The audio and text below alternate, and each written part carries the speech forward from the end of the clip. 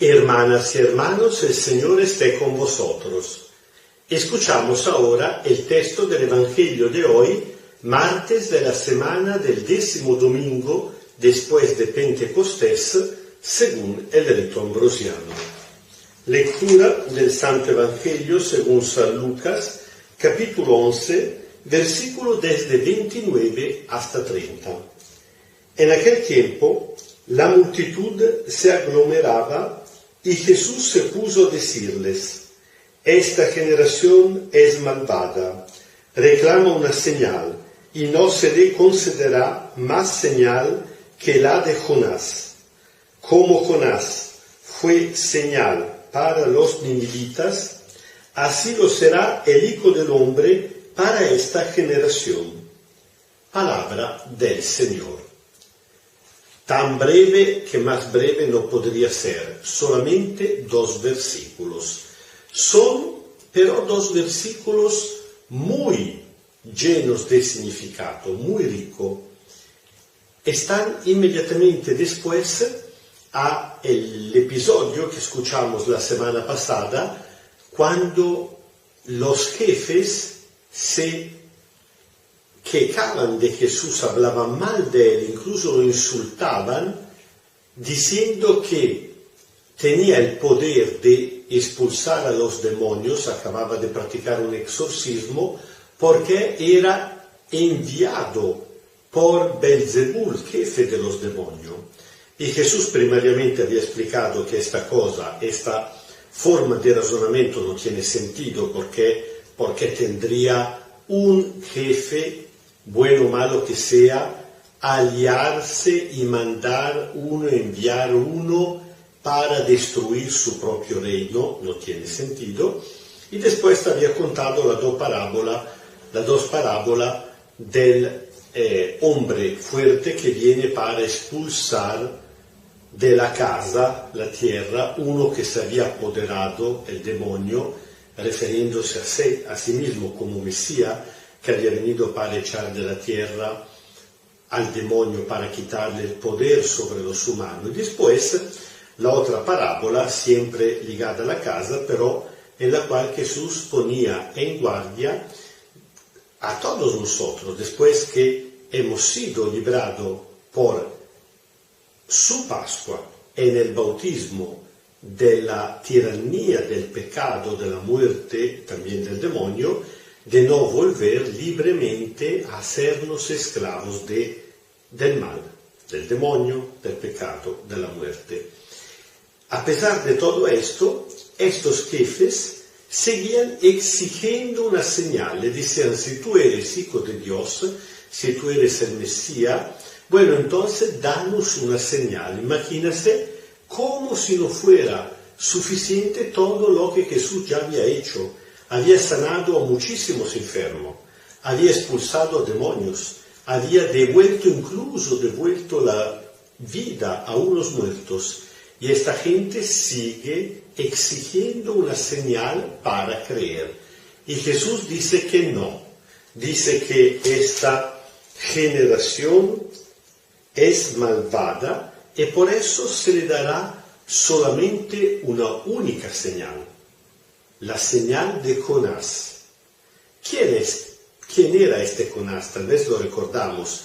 Era aquel profeta que Dios envió a los ninivitas, que eran los antiguos enemigos de los israelitas, porque en el año 721 habían destruido la capital del reino del norte de Israel, Samaria, y habían traído al exilio a Nínive, el peor de los 2 exilios, a toda la clase media y alta, a los aristocrática, destruyendo, pero realmente de una manera muy bárbara. Mataron, violaron, torturaron, y lo que fueron al exilio se perdieron. Nada se supo más de ellos. Así que los israelitas odiaban a los ninivitas. Nínive era la capital de la Siria, precisamente la capital de este pueblo que había tan torturado, tan aplastado a Israel, por lo menos a las 10 tribus del norte, y desde siempre esperaban venganza. Cuando pero Dios le envía un profeta a los ninivitas es para predicarle el arrepentimiento, la conversión, y el profeta encargado es precisamente Jonás, el cual no quiere, siendo un buen israelita, no quiere que Dios le perdone. Así que en un primer momento trató de ir en la dirección totalmente contraria. Nínive se encontraba al oriente y él trató de embarcarse en un barco que iba a Tarsis. Tarsis es el occidente. Tarsis era una ciudad de la España, pero cuidado, no de la parte oriental de la España, sino de la parte occidental, es decir, por la costa que está por el lado del Océano Atlántico, mirando a América Latina. Pero como en aquel tiempo no se sabía que existía por el otro lado del Océano Atlántico América Latina, para todo el mundo Tarsis era la ciudad confín del mundo. Todo pensaba que ahí terminara el mundo. Así que Jonás había tratado de escapar en el lugar más lejos posible. Y Dios, que había hecho, había mandado la tormenta en el mar, y los navegantes, para salvarse, habían celebrado un sacrificio tirando precisamente a Jonás al mar, donde un pez lo había comido y lo había tenido en su vientre por 3 días. Después de 3 días, por orden de Dios, volvió a echarlo afuera. El profeta se salvó y tuvo que ir a predicar la penitencia a los ninivitas, que se convirtieron, Dios le perdonó, y al final el profeta estaba totalmente indignado.